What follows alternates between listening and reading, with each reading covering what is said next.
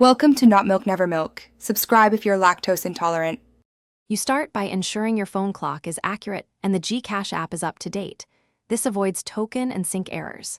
Next, confirm your SIM with the registered mobile number so SMS OTPs arrive reliably.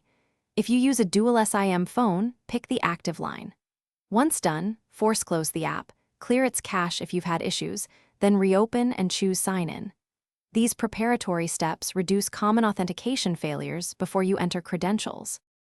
Now enter your registered number carefully and request the OTP. Accuracy matters because retries can lock attempts. If SMS is slow, switch to the Call Me option or check message settings and network signal. When the OTP arrives, input it immediately. Delays cause expiration. After successful code entry, complete any identity prompts such as selfie or ID upload. These validate your account. Make sure to set a secure 6-digit MPIN or enable Finish by reviewing account settings. Verify recovery email and 2FA preferences so you can regain access later. If the app reports MPIN lock, use Reset MPIN and follow identity verification prompts. This often resolves locked statuses.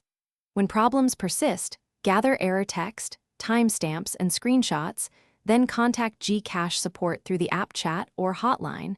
Provide those details to speed resolution. One key troubleshooting tip: toggle airplane mode for 10 seconds to refresh network registration before retrying OTP requests.